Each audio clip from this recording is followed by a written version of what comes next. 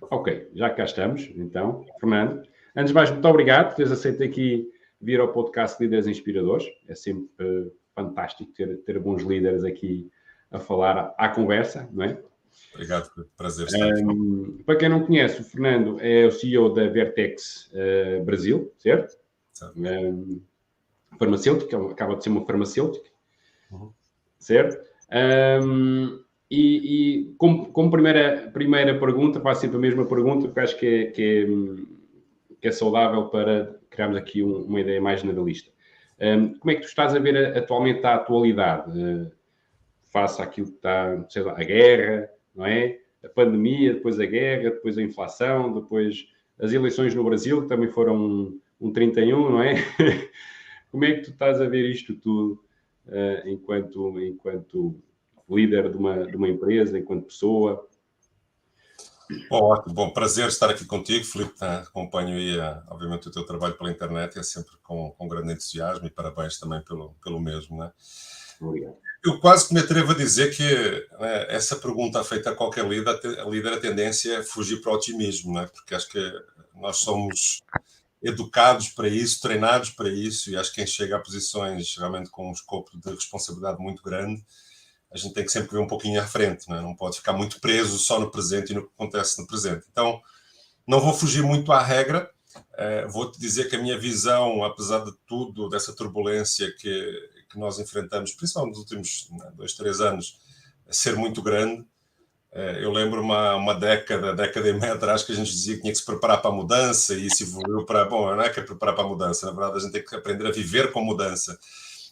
Então eu acho que é um pouco isso, é olhar para o que existe e tirar o que tem de bom, o que tem de oportunidade. O velho clichê para mim vale, que em qualquer crise existem oportunidades, é preciso saber olhar, é preciso estar aberto para as ver.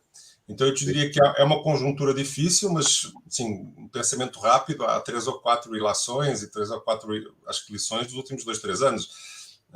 Uma delas é um mundo que eu quero acreditar que, enquanto tivermos memória da pandemia, é um pouco mais humano. Eu sinto isso no Brasil. Acho que a consciência que estamos todos conectados, interdependentes, ela ficou mais acesa durante a pandemia, obviamente, por razões óbvias. Acho que o pulo que todos nós demos na utilização das tecnologias para comunicação e para trabalho é, sem dúvida, fantástico, né? E acho que sem a pandemia talvez levasse mais 5, 10 anos a estarmos onde estamos hoje. E a própria guerra da Ucrânia, assim, obviamente a gente olha para a tragédia e é uma coisa, né, que muitas gerações, algumas gerações não estavam habituadas a lidar, então tem isso e tem o sofrimento que direto ou indiretamente acontece com todos nós que assistimos ou que participamos de uma forma muito remota.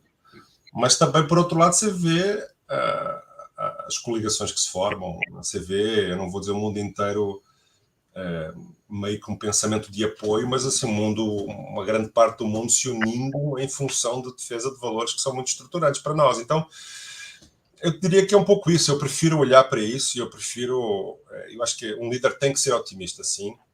Agora, eu acho que tem outro, só para terminar, para não ficar demasiado longa a minha resposta, Ótimo. eu acho que nós também sofremos de ter que ser otimistas. Eu acho que ser otimista não é desconectar-se da realidade, que às vezes acontece, eu vejo isso, é um otimismo que a gente olha assim, pô, peraí, também não dá para dançar, não dá para dançar o samba e dizer que está tudo um espetáculo. Acho que tem que ter uma conexão com a realidade, senão perde a credibilidade desse posicionamento e linka um pouco com um líder tem que ser otimista, mas tem que ser genuíno. Eu tenho dúvidas, como tu dizias no início, eu tenho receios, eu tenho os meus fantasmas que me atormentam. Então, é um otimismo, sim, mas é um otimismo, eu diria, com uma visão estratégica, com entendimento, e não com uma negação das dificuldades que temos. Bom, podia continuar muito mais, mas vou parar porque tenho certeza que os pés, costuma ser com os pés bem assentes na terra, não é otimismo, mas com os pés assentes na terra. Eu acho que sim, mas tem que ter essa conexão com a realidade e novamente, falaste aí numa coisa também importante, são os valores, não é? Muitas vezes perdemos um bocadinho também aqui o que é para nós importante, quais são os valores com que a gente se quer reger, e muitas vezes as empresas até têm os seus valores ditos, não é?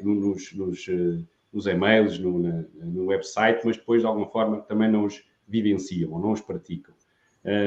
Quais são os valores que para ti são importantes, ou aqueles que tu não abdicas, aqueles que para ti são essenciais estarem presentes? Filipe, é interessante fazeres-me essa pergunta, porque quando a idade vai avançando, acho que eu deixei de falar em valores da empresa, eu falo meus valores. Claro que os meus valores têm que estar alinhados no lugar onde eu estou, então se houver aqui uma dissonância entre as duas, alguma coisa está errada e não vai dar certo. Mas eu acho que eu passei muitos anos, e tento transmitir isso às minhas equipas também, que a gente passa muitos anos os valores da empresa, né? E o PowerPoint que vem, que tu replicas, assim, não são os valores da empresa, são os meus valores. Né? Eu estou em doença rara, eu tenho um currículo muito de oncologia e hematologia, foi sempre uma área que me apaixonou desde que eu entrei na indústria. Enfim, depois começas a ter situações familiares e de amizades muito próximas que enfrentam problemas dessa natureza, e isso, né, torna as coisas mais vivas, torna assim, poxa, eu tenho realmente uma missão neste mundo, né? Encontrei a minha missão. Mas acho que era isso que eu te queria dizer como primeira resposta, ou seja, eu deixei de falar, são os meus valores, são os valores com que eu vejo. E falando de quais são essenciais para mim, enfim, provavelmente a lista é muito grande, mas eu te diria, volto à minha palavra, à palavra que eu gosto muito, que é ser genuíno. Eu gosto que a pessoa seja genuína, né? E obviamente ser genuíno, acho que tem ali uma base que tem que ser de fazer a coisa certa, de ser respeitoso para quem está à volta, de ter um espírito de equipe para trabalhar, que acho que é das coisas mais interessantes hoje. A gente vê em entrevistas, eu estou em processos de entrevistas e vemos currículos fantásticos, e eu sempre digo, quando a gente faz o debrief, ou melhor, o kick-off da função, eu digo assim, a minha função aqui não é avaliar a parte técnica, tá? Seja que função foi, eu faço questão de ouvir, de conversar com, nem que sejam funções muito distantes da minha, né? Eu faço questão de ter uma conversa. Não é microgestão, tá? Só para deixar claro, porque quando eu conversa não é para tomar uma decisão, eu quero conversar com a pessoa antes da pessoa entrar para a minha organização. Então, eu diria que são as coisas básicas, respeito pelo outro, obviamente ter uma ética de trabalho, cumprir as regras e a regulamentação, mas acima de tudo ter uma ética de trabalho, porque eu acho que se olhares para as leis são o mínimo, eu olho para elas como o mínimo desejável. Acho que em cima da lei vem a ética de trabalho, não é? Vem a forma como tu te relacionas, e a fasquia é maior. Então, às vezes eu ouço até CEOs de empresas muito maiores, enfim, mundiais, falando, não, mas nós cumprimos a lei, nós não fizemos nada errado. Isso, não, ok, está bom, né? Mas isso não basta. Eu acho que a ética tem que estar sempre 2 ou 3 níveis acima da lei. Ela é o mínimo aceitável. Eu diria que são as coisas básicas de um ser humano, da estrutura de um ser humano, que eu procuro. Claro, ao fim e ao cabo, trabalhas mais numa vertente de humanizar também a parte, não é, profissional, ou seja, ver a pessoa como humano e não ver a pessoa como máquina ou como, ok, vai para cumprir esta tarefa, mas quem é esta pessoa que vai cumprir esta tarefa, não é? O que é que ela gosta, o que ela não gosta. Não é? Essencialmente é esse o meu filtro. São as coisas que tu não treinas, digamos assim. Exatamente. Eu até ou fica mais difícil? Até porque no trabalho, eu acho que há aqui 3 pilares importantes, não é? Acho que há o pilar do conhecimento, basicamente, da inteligência, capacidade de aprendermos.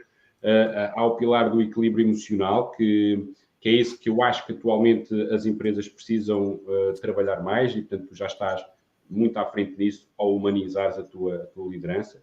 E depois existe o pilar também da cognição, que é algo que ainda não está muito trabalhado, e que vem do Elliot Jaques, mas que tem muito peso também, por exemplo, na análise de quem podemos contratar. Qual é a cognição que esta pessoa tem face à tarefa que vai executar. Portanto, são aqui 3 pilares importantes, sendo que o equilíbrio emocional, a gestão emocional, a inteligência emocional é atualmente, para mim, o pilar que mais faz com que as pessoas fiquem nas empresas, que a gente consiga reter as pessoas nas empresas. Acho que é muito por aí.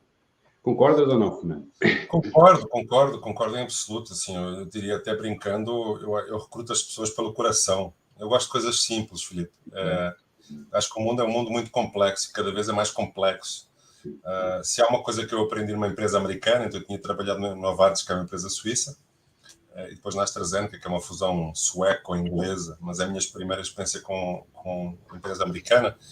E a comunicação de uma empresa americana, pelo menos esta é a minha experiência, ela é completamente diferente. Eu tenho uma exigência de comunicar em 3 bullet points. Regra McKinsey, a velha McKinsey. Então, isso para dizer o quê? Eu acho que a gente tem que simplificar. Eu acho que como líderes, uma das grandes missões, ou não falei missões, mas um dos grandes objetivos como líder é simplificar a complexidade, é comunicar as coisas de uma forma que as pessoas consigam visualizar e consigam se conectar. Porque o que nós temos mais hoje em dia é complexidade. E se a gente for só replicadores da complexidade, à procura das soluções para... Não, primeiro tens que transformar em coisas simples e concretas para depois as conseguires endereçar. Então, isso pode dizer o quê? Quando eu digo assim, o que eu procuro é um bom coração, claro que é uma simbologia, mas é isso, é a estrutura da pessoa, é o desejo que ela demonstra, é o brilho no olho, quando fala do projeto que a gente tem em questão, é a vontade de contribuir, não como Lone Star, mas como parte integrante de uma equipe, é saber pedir ajuda, é dizer não sei, enfim, podemos continuar aí por uma lista. Não, é fantástico, é mesmo isso. Estamos alinhados. Parece que a forma como tu pensas é exatamente a forma como eu penso, mas ainda há muitas pessoas, muitos líderes que ainda não conseguem escalar. Por que motivo ainda não conseguiram. Acho que não é só no nosso país, a gente, né, a cultura latina, eu diria. Eu acabo por ter uma experiência de trabalho muito de culturas latinas, apesar de empresas, como disse, americana, por exemplo, aqui, Suíça. A cultura latina tem as suas questões também que, por um lado ou por outro, acabam impactando as coisas que a gente, né, conversa. Quais são as diferenças que tu sentes, tipo, de um líder americano para um líder latino, por exemplo? Eu começaria por dizer que nós temos uma tendência, adoramos vender a complexidade, né, para começar. E isso impacta depois toda a cadeia de decisão e toda a cadeia de preparação. Né? Um dos meus grandes esforços, eu estou no Brasil há mais de uma década, e eu diria que é isso. Eu tenho menos, hoje em dia, fazer um push muito grande para não ter uma análise de situação que seja prolixa, e que se foque em explicar-me as dificuldades. Eu não quero, nem consigo chegar em todas as dificuldades. Não é aí que eu consigo contribuir. Eu preciso que vocês tragam as coisas de uma forma simples, né? Obviamente com uma análise profunda, para depois definirmos em conjunto as ações. Então, primeiro é a comunicação, com certeza, que eu acho que é diametralmente oposta. Uma cultura americana, como eu te dizia, eles literalmente fazem mentalmente os 3 bullet points. Bom, o que é que eu queria dizer? Eu queria reforçar 3 coisas. Acabou.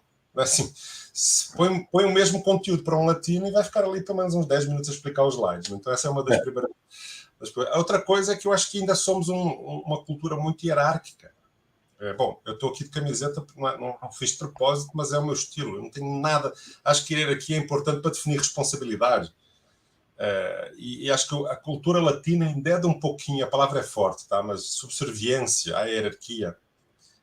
Trabalhei em Espanha, trabalhei em Itália, um país que eu amo, mas muito político. Encontrei no Brasil um ambiente corporativo muito mais político do que eu pensava. Né? A gente tem aquela imagem, o Brasil é tudo... mais leve e tal. Não é bem assim.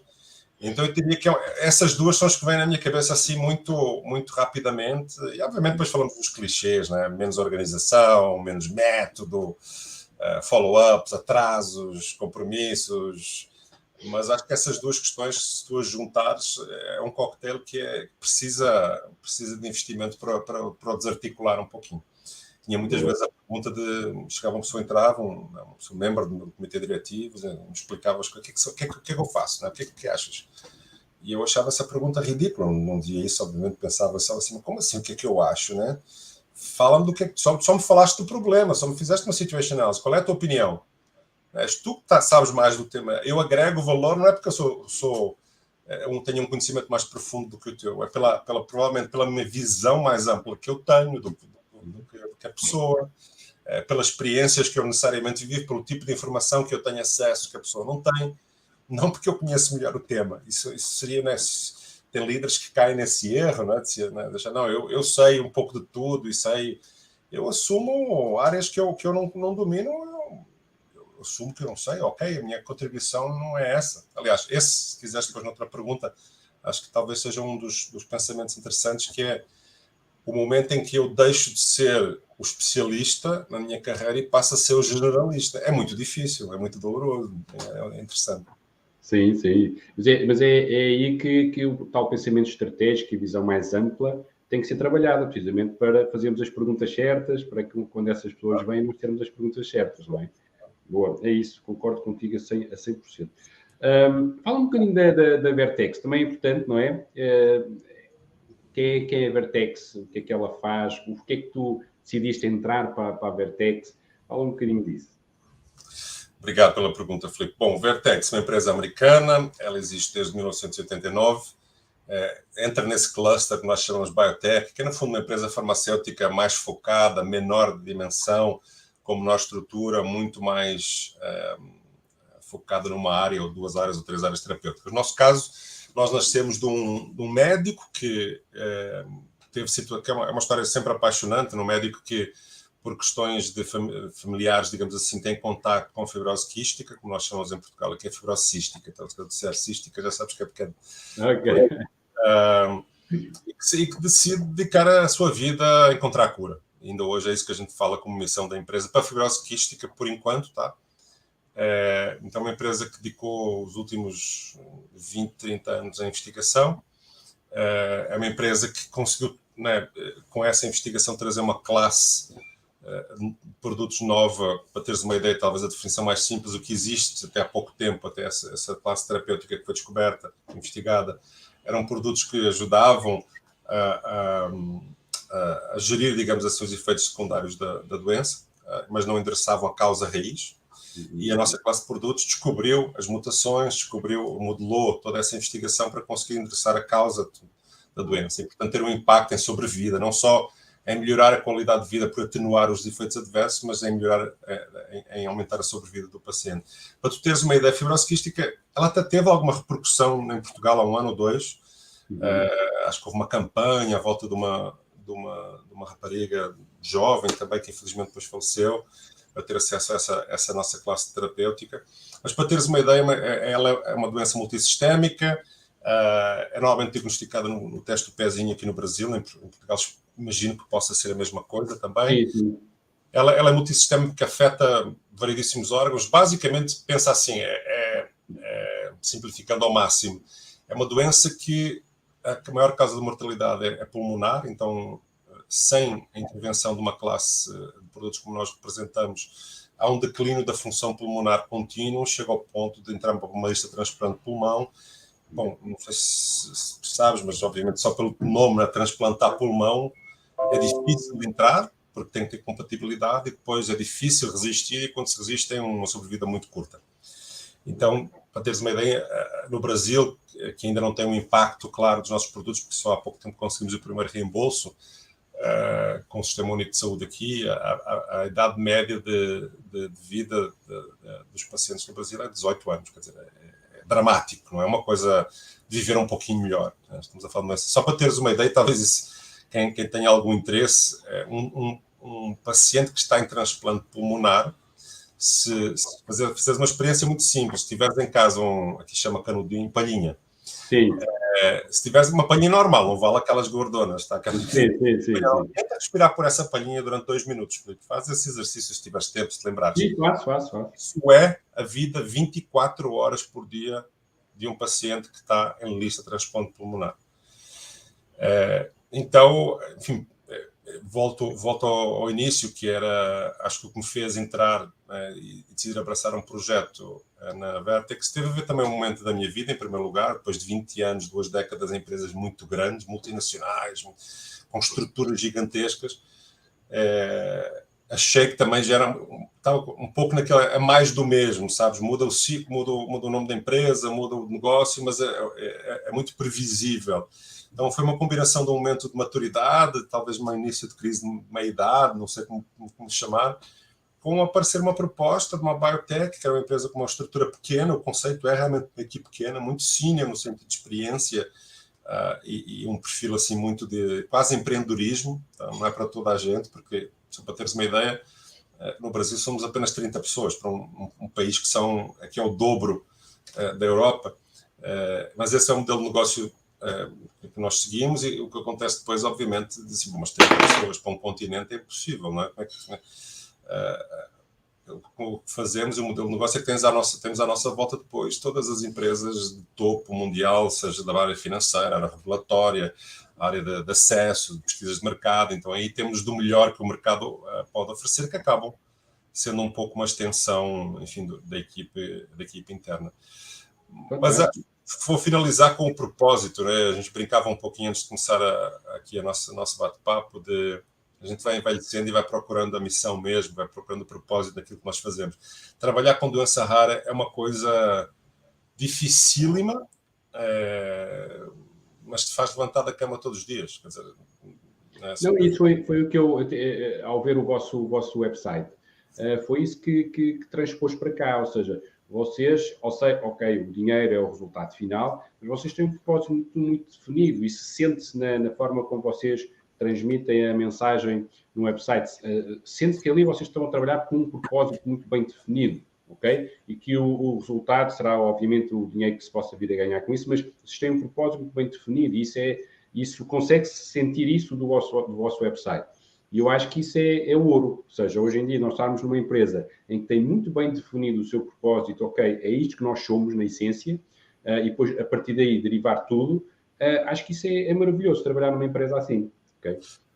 Sim. E depois toda a responsabilidade social que vocês também incutem, não é? Pelo menos aquilo que eu vi lá, tudo que vocês ajudam, eu acho que é 5 estrelas. Não, e acho que isso é, digamos assim, a cola de tudo, não é, Filipe? Imagina só para dar... É sempre uma... Bom, a indústria farmacêutica vai ser sempre uma indústria olhada, regra geral, de uma forma menos positiva, porque fazemos dinheiro com saúde. O que as pessoas esquecem é que sem esse dinheiro para a saúde não havia investigação, porque 95% da investigação mundial é feita pelas empresas privadas. Então, bom, se a gente não fizer dinheiro, como é que fomentamos principalmente investigação? Vê este dilema, que é um dilema muito interessante, Filipe. O produto que foi, aqui chama-se reembolsado, não me lembro já em Portugal, já vão faltando as palavras, mas foi no Sistema Nacional de Saúde, digamos assim, daqui. É um produto que tem para uma população de 210 milhões, 215 milhões, como o Brasil, 50 pacientes elegíveis. E aí as pessoas dizem, não, mas o produto é caríssimo, isso é impensável, assim. Certo, é. Mas como é que tu rentabilizas uma década e meia de investimento, de investigação, que são bilhões de dólares, com risco altíssimo? Como é que tu motivas empresas, né, como a Vertex ou outras, a canalizar uma década de investimento com incertezas de resultado altíssimas, porque sabes que a investigação científica, não vou nem falar da estatística de raras, mas é para dar certo um produto, e dar certo não é que é um breakthrough, comprovou que tem eficácia. Tem 300 que falharam. A média geral é isso. Estamos a falar de não é pouca coisa. Mas 50 pacientes. Então, o que é que acontece? Nós chegamos ao mercado e agora estamos num momento em que temos alguma discussão novamente à volta disso. Impossível, né? Insustentável. Bom, então a sociedade tem que se definir. Ou seja, ou quer que empresas abracem um risco gigante, um investimento gigante para um número pequeniníssimo de pacientes, que é o caso da doença rara, ou as empresas concentram-se naquelas áreas onde tem milhões, bilhões de potenciais utilizadores, que cardiologias, diabetes e oncologias, etc. Então, é realmente uma área que eu amo trabalhar. Quando a gente vai aos hospitais e fala com familiares, etc. Quer dizer, estamos a falar de uma pessoa que tem esse transplante e, em alguns casos, e não tão poucos assim, de real world evidence, em 2 meses a pessoa está a fazer exercício. É desse nível. Bom, já me perdi um bocadinho na resposta, mas... Não, mas é fantástico ouvir isso. Isso merece ser ouvido, sem dúvida. Tenho mais perguntas que eu digo aqui. A gente vai falando. Como é que, assim, de uma forma mais concreta, como é que... Porque também já respondeste. Como é que tu te definias como líder? Apesar de já teres dito assim um bocadinho, mas de uma forma mais... Como é que tu te definirias como líder? Olha, a gente com a idade também vai evoluindo, né? Essa pergunta há 5 anos ou 10 anos atrás, provavelmente eu te respondi de uma forma diferente. Eu sou um líder que tenho um nível alto de confiança em mim. Acho que, para começar, né, é difícil pensar em ser líder sem isso, mas, de qualquer forma, hoje eu acho que eu consigo dizer isso com tranquilidade, mas que sabe muito bem as limitações que tem. Ou seja, eu tenho confiança, mas penso que o meu self-awareness é um self-awareness razoável, até porque é um trabalho que eu continuo a fazer comigo e com as equipes onde passo. Então, mas eu diria que sem essa base é difícil. E eu acho que depois, para mim, é tudo pela equipe, é tudo uma questão de trabalho em equipe. Então, eu diria que eu sou um líder aberto e que gosta muito de discussão, gosta muito de conflito, e podia fazer um silêncio aqui para ver qual era a tua reação, mas normalmente a gente tem medo da palavra, né, do conflito. Eu estimulo o conflito saudável. Sim. Eu tenho assim, um exemplo é, sei lá, se a gente está numa reunião de direção ou outra qualquer e estamos todos de acordo. Alguma coisa não está bem, não é? Pode não estar, né? Também pronto, ok, de vez em quando até pode ser saudável, mas é como se acendesse uma luzinha aqui dentro, assim, espera aí. E eu paro, né? Às vezes pergunto, mas é para aí mesmo, ninguém tem nenhuma dúvida, assim. Então, acho que, voltando, confiança, eu tenho um nível de confiança e gosto de tomar a decisão. Eu gosto de tomar decisão. O meu problema é que eu tenho que me travar um pouquinho, né? Porque às vezes até um pouquinho mais, então tenho que travar e dizer, peraí, já tenho toda a informação que eu tenho, como é que é? Para mim é tudo o grupo, é tudo essa discussão, é tudo essa troca, e é uma troca que tem diversidade. Decides, desculpa interromper, decides nos 100% ou decides tipo nos 80%? Se tiver 80% certo, avanças. Filipe, eu posso até decidir nos 50%, sem muito problema. Tá? E os 50%, estou a dizer, 50% de não ter toda a informação, não ter todo... Se a discussão para chegar nos 50% for muito robusta, for boa, for de qualidade, for suportada dentro dos 50%, eu tomo a decisão dos 50%. É uma das coisas que a gente vai aprendendo, e principalmente em países como o Brasil, em que teoricamente a informação, né, o data-driven, que é uma coisa que a gente procura, eu diria que é fraco comparado, obviamente, com as grandes potências mundiais. Trabalhar a ambiguidade é praticamente todos os dias. Não é só ambiguidade de informação, é ambiguidade da forma como o sistema também está em constante mutação. A instabilidade é muito grande, uma decisão que é hoje não é amanhã. Então, por isso é que eu brinquei com os 50%. Então, enfim, talvez não tenha perdido na resposta, mas acho que começa por nós. O líder tem que começar por ele, tem que estar bem com ele, tem que estar bem com as fraquezas, tem que estar bem com as fortalezas. E depois é um pouco isso, é procura... Essa era a primeira, era a confiança em ti. Se não tens confiança em ti, não podes ser líder. Eu acredito nisso, né? Lá está, conhecendo as fraquezas e conhecendo os pontos que tem que ter atenção, os derailers, né? E alguns ingredientes, alguma pita. Sou muito curioso. Hoje em dia volta a ser um clichê, mas eu realmente gosto muito do poder da pergunta. Eu acho isso mágico. O poder da pergunta, para mim, é mágico. E eu faço tantas sessões de coaching, não é? Portanto, eu faço muitas perguntas. E eu acho que é de uma riqueza tremenda e ainda há muitos líderes que não perceberam o poder da pergunta.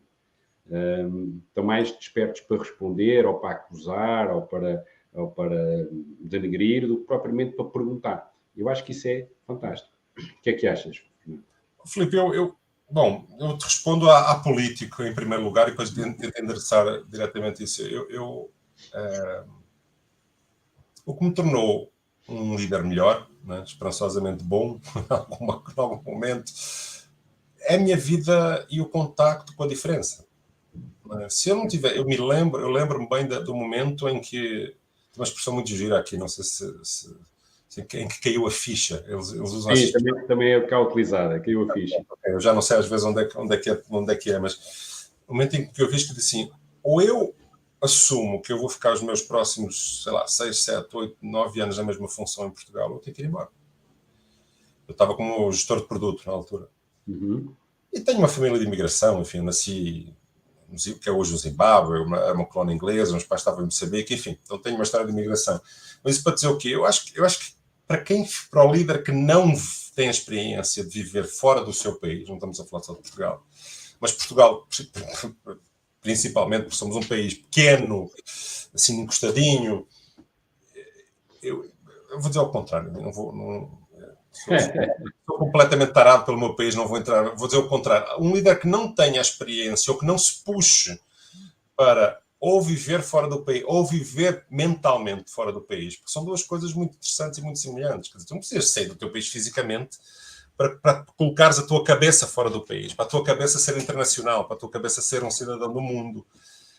E eu acho que isso que tu estavas a dizer, essa coisa da pergunta, essa coisa de ser menos diretivo e mais inquisitivo, tem uma conotação negativa, mas mais pela pergunta do que pela direção, menos agressivo, mais humano, mais aberto. Eu acho que vem muito disso, porque quando tu lidas com culturas muito diferentes, e quando eu saí de Portugal e fui para Milão, fui para uma estrutura europeia da Novartis, oncologia, e eu falava com, sei lá, o norueguês às 9 da manhã, o grego às 10, o alemão meio-dia. É o contacto com a diferença que te vai fazendo evoluir, que vai fazendo ver as coisas de uma forma diferente. Então, se estás no teu mundinho a fazer a mesma rotina todos os dias, a falar com as mesmas pessoas todas, a receita é a mesma, o bolo vai ser igual. Então, quando tu me dizes que há líderes que ainda são assim, é verdade.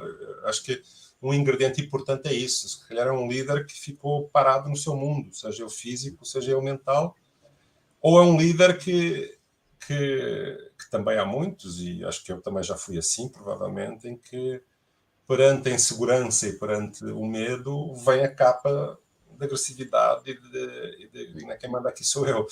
Exatamente. Fecho só com um pensamento que a Daniela, a minha esposa, diz que eu sou completamente tarado por Portugal. Quanto mais tempo fico fora, acho que mais louco eu fico na defesa do meu país e do que é a minha casa, digamos assim, apesar de eu me sentir muito bem no Brasil. Eu acho que e pensas voltar ou não? Penso cada vez mais. Eu estou fora há quase 17 anos. Tenho já um filho, o Tiago, que, se tudo correr bem, vai para uma universidade na Europa no próximo ano. Então, sim, a resposta é sim. Por curiosidade, o que começa a acontecer, que é muito interessante, muito estranho, é eu me posicionar para voltar. Com a minha empresa estou em conversas, obviamente desenvolvimento, mas quando às vezes há alguns contactos, as pessoas dizem, não, você já é grande demais, não, você já fez muita coisa muito grande, eu não quero saber se eu fiz grande, eu quero voltar, quero contribuir para o meu país. Não é? Eu sei que eu não vou ter estruturas de 1.500 pessoas que eu já tive aqui no Brasil, mas eu não quero isso. Mas é como se voltamos a esse estado que talvez a gente ainda estava numa outra dimensão, que é um pensamento pequeno, não, ele já teve 1.500 pessoas, então não vai ficar bem aqui. Não, eu quero, gente, vejam, ouçam as minhas motivações, não é? Tem muita motivação para eu querer voltar para o meu país, inclusive é contribuir, que a minha experiência seja de alguma forma um pequenininho grão de areia para mudar um pouco o pensamento e trazer enfim, o que fui aprendendo nessa jornada. Vem que és cá preciso de certeza absoluta, Fernando. Olha, falando em equipas, o que é que tu precisas, ou seja, tu queres te rodear de que tipo de pessoas, de que tipo de conhecimento, que tipo de estar, o que é importante para ti teres na tua equipa? Filipe, eu talvez seja um pouco repetitivo, volto um pouco à pergunta que tu me fizeste há pouco. Eu gosto de ter pessoas que queiram fazer acontecer, eu gosto de ter pessoas que saibam trabalhar em equipe, não gosto de lone stars, como a gente chama, né? Aquele menino ou menina brilhante que vem e que tem um potencial gigantesco para crescer, mas que aquilo vira a missão única da vida e vai em frente e não vê o que acontece dos lados, enfim, não é isso.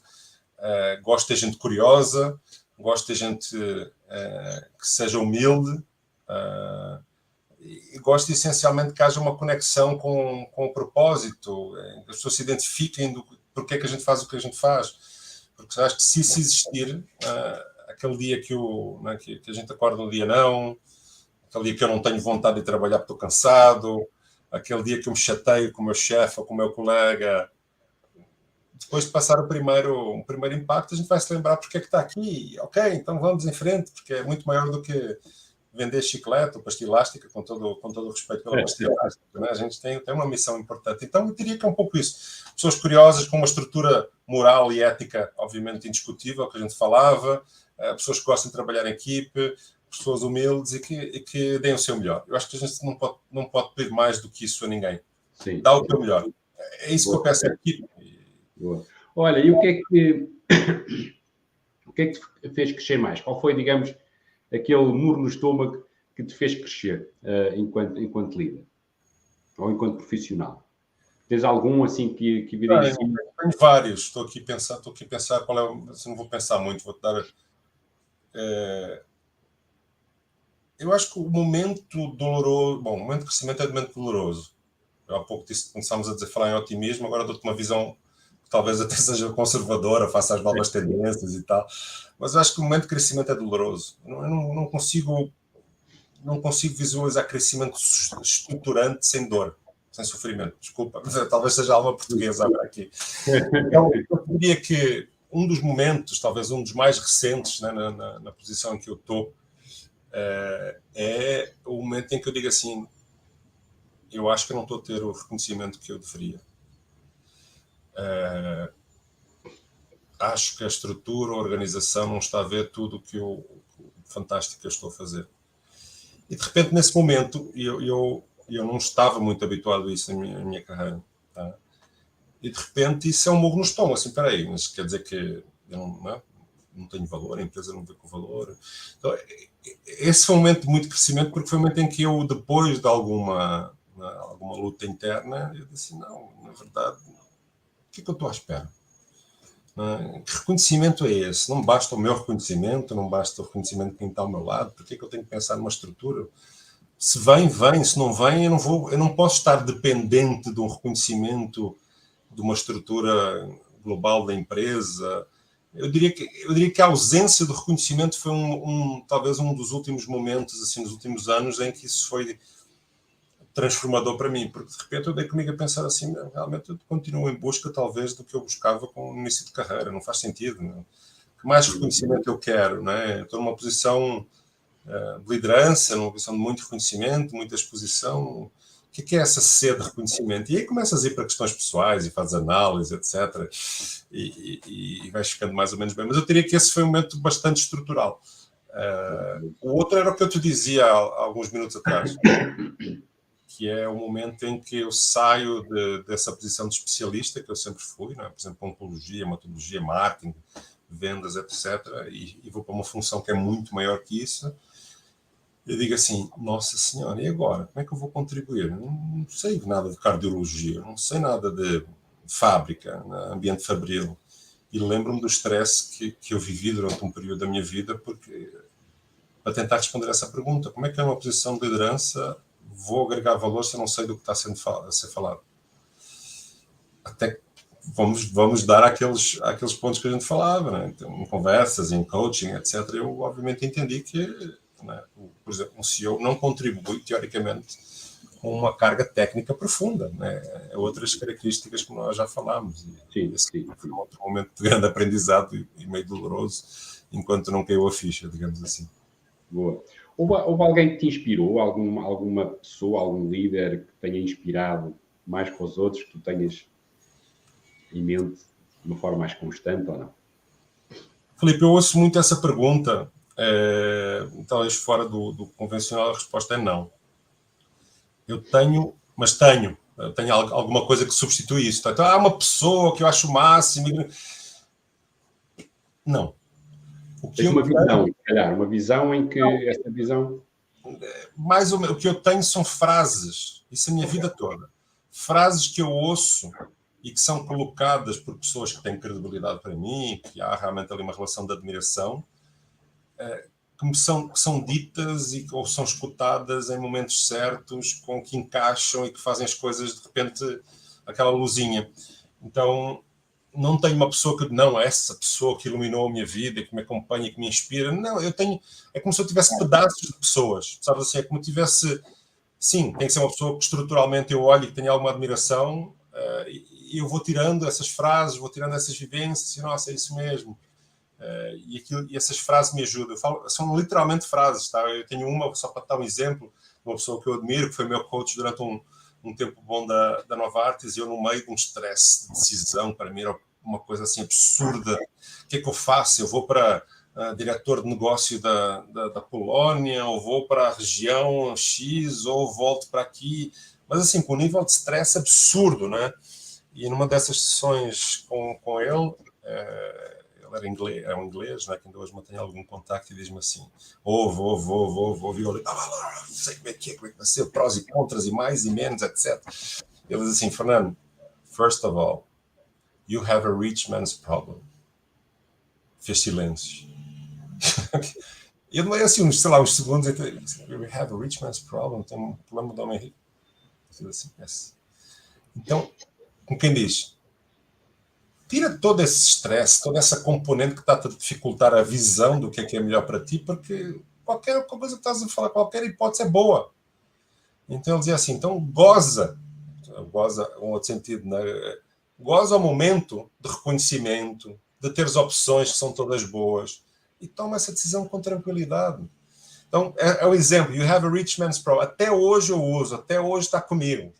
E que eu transfiro para outras pessoas quando eu vejo que há um nível de stress e de tensão tão grande que não está condizente com a situação e está a tirar essa clarividência, essa tranquilidade de decisão. São tudo coisas boas. Calma, aproveita. Não é? Vê o que é melhor para ti, para o teu coração, para a tua família. Boa chamada de... Fantástico. Olha, agora para os miúdos mais novos, para aquela gente que vão ser líderes, que ainda não são, mas vão começar a ser líderes, às vezes também é importante eles ouvirem isto, que é quais foram os seus maiores receios quando começaste a ser líder de pessoas, qual foram os medos ou receios que tu tiveste quando ok, agora vou ser líder de pessoas, o que é que vai acontecer? Hoje, Filipe, essa até me faz sorrir, porque eu lembro-me, não quando comecei com eu comecei muito cedo a gerir pessoas. No meu segundo ano e meio de Novartis em Portugal, eu faço uma transição. Eu comecei como representante de vendas, by the way, que me orgulho muito. Aliás, delegado de informação médica, né? Quando a gente... Sim.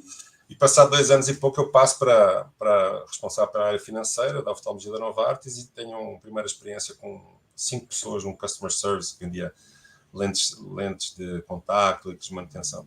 Não exatamente nisso, mas quando eu faço a transição para o Brasil, que eu apanho uma estrutura grande, eu lembro-me, eu tinha uma coach, que através da própria Novartis, e eu lembro de uma pergunta que eu hoje acho assim, faz-me sorrir porque é muito naivo, assim, mas... E qual é o treinamento que eu vou fazer para poder gerir centenas de pessoas? Qual é o curso? Quem é que me vai ajudar nisso?